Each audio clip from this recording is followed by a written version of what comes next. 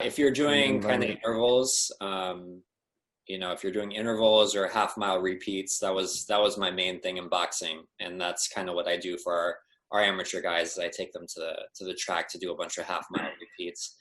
That'll work you. So you're doing a half mile, resting, and then another half mile? Yeah. So I had a different protocol. So now that I started training with a running group, what I do is different.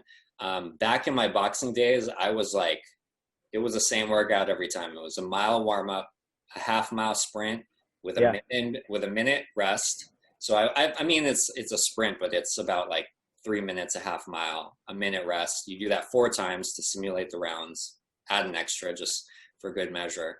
And then you cool down with a mile. So that's 2 miles of warm up and cool down and 2 miles of intense work. So that's just 4 miles a day.